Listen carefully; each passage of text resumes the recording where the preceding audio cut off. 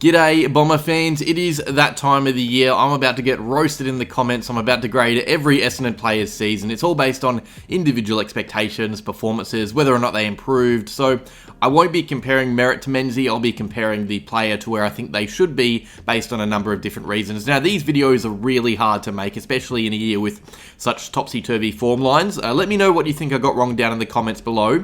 I think I am a lot harsher than I was this time last year, that is for sure. There's definitely some weird calls I've made here. I can feel it myself. Let's just get into it though. Here is every Essendon player graded. Starting with Andy McGrath, our vice-captain. He's a bit of a whipping boy, but the fact is he is in our top 10 or so best players in the team. He's very consistent, he's good on his direct opponent, and he rebounds quite a lot. He does need to clean up his ball use a bit. He can be a tad erratic, but Andy had a decent season. Not great, but decent, and that's reflected in his coaches' votes. I think he got the 4th most for the club, and that isn't just our coach deciding that, that's the opposition coaches as well, so he's highly respected by opposition coaches. I get why some are frustrated by his output because he is a number 1 draft pick, but he is genuinely pretty good. The issue for me is this year especially that he didn't really own many games. He was great against St Kilda, he was great on Anzac Day, but aside from that he was really never amongst the top handful or so players that often, which is why I can't really give him more than a C. We need to see this guy really take control of games more. Being consistent is great, and he is consistent, but he has attributes which should allow him to be more of a threat than he is. I'm going to give Sam Draper a D+. He had some great moments, he's an energizer, and he really changes the tone of a game in just minutes of his play, but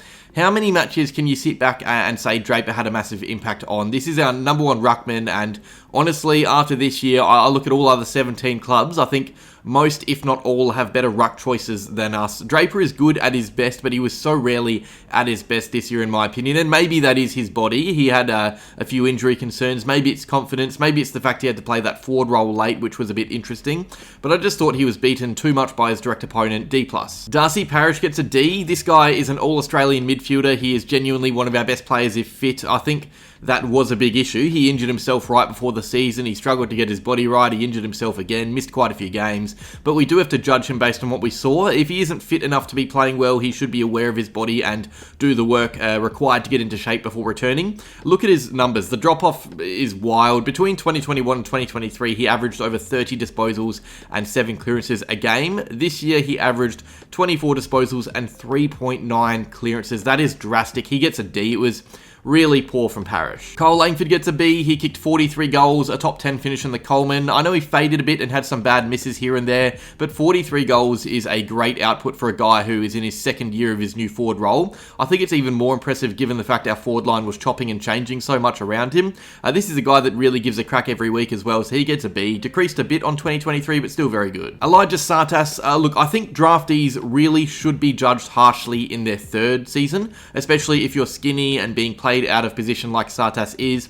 I get that some would be frustrated with his lack of game time or lack of promise for a draft pick that high, but just watch the VFL and you'll see Tsatas flourish in his preferred role. The issue is there isn't really a spot for him in that midfield yet because he's so lean and so new into his career.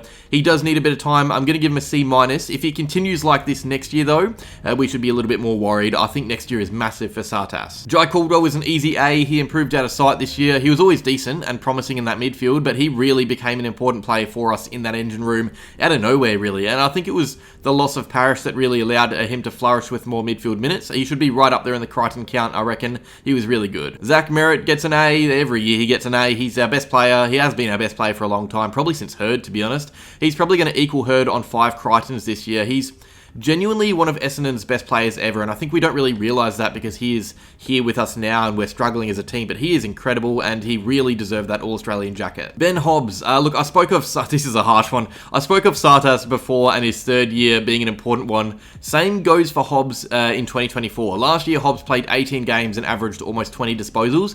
This year he played 12 and only hit the 20 disposal mark once. He wasn't in the guts as much, but he still played in roles that we've seen him in previously. He just lacked the confidence that he had last year. There was no reason for his drop-off to be this bad. I get that he was in and out of the team a bit, but he isn't a stranger to that either, and I think that shows that his form really wasn't where it should be. He really did not look that promising this year. I know it's harsh because he's still very young, but we have high standards for him after his first 2 seasons, and he, simply put, looked a lot worse than he did last year, and even in his debut season. So I'm going to give him a D+. It's very harsh, but I think something we got to remember is that part of Ben Hobbs' appeal on draft night was the fact that he was fairly ready-made, so he shouldn't be going backwards this much in his third season. Hopefully we see improvement next year. Dylan Shiel, time to be harsh. I know recency bias will say he looked decent in the last few games, but this is one of our highest paid players at the club, third highest according to the Herald Sun, and he played half the season in the reserves. That is just, simply put, not good enough for a leader, for an All-Australian midfielder, for a guy on around 800k a year. 9 AFL games, 1 as the sub, and 9 VFL games. I get that he had some good AFL performances, but I can't give him anything other than an E, if I'm being honest. He is just not living up to his price tag. He's getting paid so much money to play mostly VFL footy. E for Shiel. Sam Weideman, I know it looks funny giving him a better grade than Shiel, but to be fair, we paid a packet of chips for him. He played in a new role for the season in the reserves. He played pretty well, to be honest, in the VFL, so he was due a call up. The issue is, when he was called up to the AFL, he looked pretty ordinary. He played 1 game against the Swans. He dropped to the next week, which is fair. He just isn't an AFL level player. D for Weideman, hopefully. Unfortunately for the guy, he's delisted. Jade Gresham, really frustrating player this year. He got off to a fantastic start. He kicked 9 goals in his first 6 games, but then he only managed 9 more for the rest of the season. He had some proper stinkers in there as well. He looked a completely different player in the second half of the year. I don't know what happened after the bye. Before the bye, I would have said he was a B- or a C+. He was fitting in nicely, but that fade-off was a bit concerning for me, so I'm giving Gresham a D. We paid a lot for this guy. We need more out of him. Will Setterfield, a bit like Weideman, we paid a packet of chips for him. His body has been letting him down. He only managed 4 games this year, and he was stuck in the reserves. He played well when he did play early in the season, but it has to be a fail. This is a senior midfielder, just not good enough to play AFL footy right now. That's the fact of the matter. He gets a D. He had a really good start to the year. Most of his AFL games were right, but like Shiel, he just couldn't break back into that senior team. And it's not like we were playing amazing footy with him stuck in the VFL. We were shocking, we needed reinforcements, and he was simply not good enough to be one of the guys to be called upon. Nik Cox, look, I really feel for the guy a bit. He can't go 3 weeks without his position being changed. It's super hard to build consistency if you're constantly being made to play in a different role, and he looked alright at times. He kicked 3 against the Suns and the Crows. He was okay in round 1 when he was moved back, but this is a top 10 draft pick 4 years into his AFL career, playing almost every game of the season. His body was right, no issues there, but he wasn't really giving us enough, and it has many questioning whether or not he will be the unicorn we thought he could be after that 2021 season. Honestly, I think he was a better player back in 2021 as an even lankier 18-year-old. I've got to give him a D+. It's gone to the stage where we desperately need to see why we're putting so much time into him. I get that he's a high draft pick, but it's starting to hurt our team setup a bit, just moving him around to different roles to see if it works. I'm not even convinced he's in our best 22 right now, if I'm being honest. Jordan Ridley, injured to start the year, injured to end it. Frustrating, but when he did play, he was as good as he usually is. Dream time was unreal. Best performance I saw from an Essendon player all year. He played some really good games. B-, I just didn't really see that much of him. Hopefully his trip to Qatar fixes his body up. I spent a long time judging Laverde. I think he's a really tough player to judge. I think if he played the way he was supposed to this year, we would think of him very differently. Keep in mind, he is a depth option. He was not best 22 in round 1. He was left out of the team for Reid. And then we had all these injuries. We had Ridley and Reid go down. Baldwin wasn't available either. Laverde played almost every game because we had no other options. And I think if you look at him as if he is a 4th or 5th string key defender, he actually did okay. I'm going to give him a C-. I think he did as well as a player that low down the pecking order should be doing. He's not a first-team player. If he was Ben McKay or Jordan Ridley, I'd be very harsh, but the fact is, he was a replacement for injured players and played his role as best as he could. I think for that reason, we have to cut him a bit of slack. Archie Perkins, if you told me after round 1 that he would be in and out of the best 22 to end the year, I genuinely wouldn't have believed you. He looked ready to stamp himself as a potential star of the comp in round 1 against the Hawks, and after that we saw pretty much nothing. His post-bye form was genuinely shocking, and I can't really explain why he dropped off so much. I don't know. I'm guessing it's above the shoulders. It's not like he was taken out of the midfield and put in a new role he's never played in, because he was playing as he did last year, but kicked 5 goals compared to the 18 he got in 2023.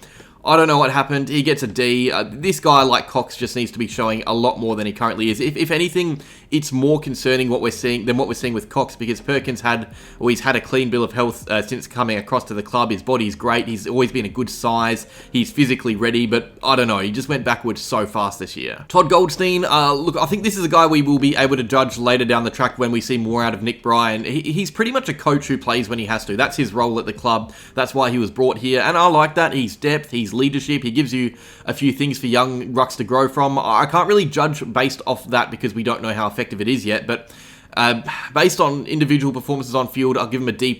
I mean, 25 hitouts a game is okay, but he did look pretty slow after a few consecutive games around the field. Again, though, I think this is a really unfair one to judge based solely off of on-field performances. Nick Hind was delisted, so we won't see him again. Look, he was always going to be in and out of the team. We knew that. That was kind of his role. He's the Energizer bunny that could fill a hole anywhere, and that was pretty valuable for us for a bit. He had some good cameos here and there. I actually think by his standards, his year wasn't a fail despite the delisting. He came in and did what he needed to be done a lot of the time as the sub, so I'm going to give him a C-. I do still think it was the right call letting him go just to freshen things up, but he shouldn't drop his head after that season. I thought he was fine. Peter Wright, I gave him an okay grade last year. I thought he had excuses. He had that injury, and to be fair, he went at almost 2 goals a game, but 2024 was a bit of a mess. He did all right against low-ranked teams, but he only kicked 6 goals against sides in the top 8 for the entire season.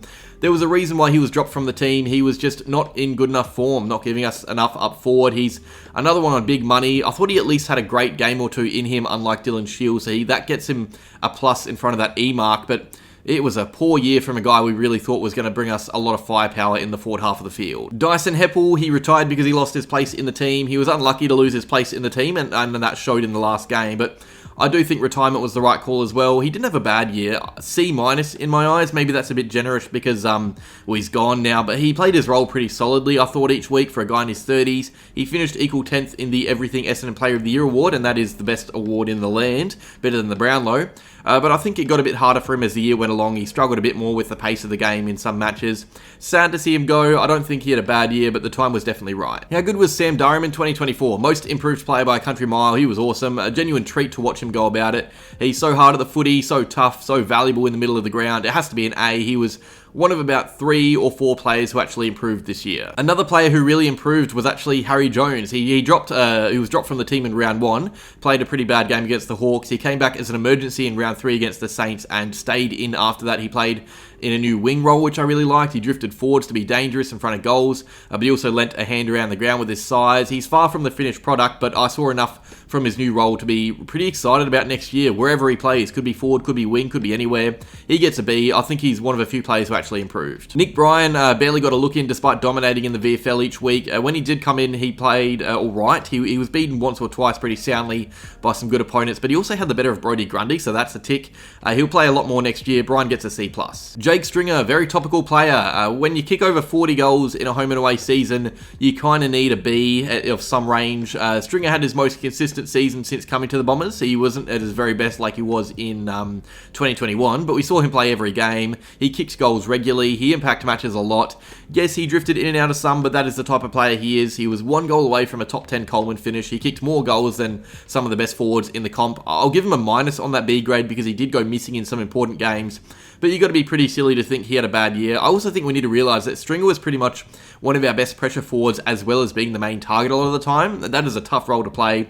He needs more credit than he's getting. Mason Redman, look, I think people were being very harsh on him at times in 2024. I thought for the most part he was okay. I get that okay doesn't really cut it with a guy that we now have high expectations for, but he had some really big games for us that flew under the radar quite a lot. His intercepting did drop off a tad, and I think Martin took away a lot of his drive from what we saw last year, but I think most weeks he was playing his role, and if he wasn't, he was far from a liability. I thought he had a decent enough season, but not really what we've come to expect, so I'm going to give him the slimmest of pass marks with a C-. Xavier Duursma, I am so hopeful that his body stays right for a full season because I really love this guy in our setup. I honestly think if he had a full year, he would be pushing for a Crichton podium. He was so underrated on that wing. I can't really justify giving more than a B because his body let him down quite a bit. We didn't see that much of him, but if he has a full year, we become a much better side because of it. Jake Kelly, look, whatever grade I give him, I'm going to get roasted in the comments. There are heaps that like him. There are heaps that hate him. He's probably the most disliked player from Essendon fans.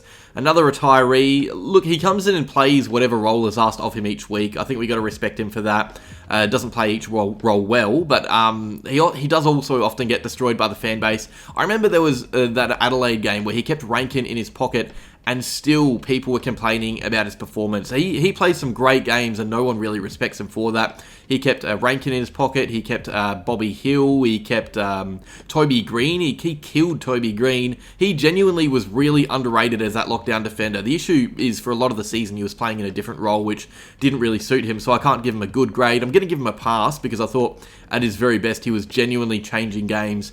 I thought he was more helpful than not at his best, at his middlest, or when he wasn't playing as well as his best. But like with Redman, it comes with a minus because a lot of the time he was just kind of there. Nate Caddy, look, all we could ask for is that he played. First year key forwards don't really come in and dominate straight away. He played footy, so that's a big tick. He's still very skinny, much to work on, but I thought he looked super promising in some of those games. He really owned the moment in some as well. Had a great attack on the ball. I really like his groundwork a lot. It looks great. I'm going to give him a B. Really promising start to career. Can't really do much more than that. Zach Reid played about 20 minutes before getting injured, and then when he was right to return to the AFL, he injured himself again, so we can't really give him a grade. I will say, though, if he doesn't get his body right next year, I would have no problems with the club moving him on. He's out of contract, and he is just not playing enough footy. His body is a wreck. Ben McKay is another tough one to judge. I don't know if I'm being too harsh or too lenient with this grade. He's another whipping boy. I think he came in and did what was expected, to be honest. I thought he started the year, he was elite to start the year. He was probably in the All-Australian conversation until around a week or two after the bye. He tailed off a bit with his ball use. That really needs to be fixed. But we got to remember, this guy had no help. He was playing some weeks with Laverde and Cox as his teammates back there. He still managed to get the second most intercept possessions in the comp and the third most intercept marks. That is, it's elite level. That's what we brought him in to do. And we didn't really have any Tom Hawkins scenarios where an opposition key forward destroyed us. In fact, I thought McKay was great against some of the best in the league. He kept his twin to 1 goal. He kept the Coleman medalist to 1 as well, I think. So we need to see more consistency from a full season, but I don't think this trade is a fail like many are saying. I'm going to give McKay a C- because I think if I gave him a C, I'd get roasted in the comments. Alwyn Davey Jnr, another skinny second-year draftee. I thought he actually did some decent things and had some decent games, and we looked a lot better with him in the team early in the year. He was one of maybe 2 or 3 forwards that actually applied heat inside 50 and made it hard for teams to rebound. He did drop off a tad late like others did, and he was rightfully taken out of the team. I think with Kako coming in there next year, there's a lot of pressure on Davey to perform, so next year is important for him. I'm going to give him a C-, but next year the pressure is really on. Mac Guelphy, another one like Duursma. If this guy played a full season, we would have been a much better team. He had some unreal matches. He's still living in Sicily's head. He kept Whitfield in his pocket. He was all over all Australian defenders in his negating role, and he was a genuine goal scorer too. He kicked the 6th most goals for the team despite only playing 13 matches. It was reminiscent of that 2022 season when he was 2nd or 3rd in the Crichton. I thought he was great, but his body let him down a bit, and I think that kind of resulted in a form slump when he did come back into the team after injuries. C+ because this is the role we expect him to play. If he played a full fit season, I'm sure the grade would have been a lot higher. Nic Martin, he kind of gave Scott a bit of a headache late in the year there. His work on the wing in those last few games was nuts, and he was even thrown forward quite a few times to good effect to try and win the game. I think that shows how important he is to the team. Down back, he was in contention for an All-Australian squad spot. He didn't get it. I know many will say he wins the easy ball and butchers it, but this guy works harder than anyone around the ground in the team. The distance he covers each week is nuts. I do think he's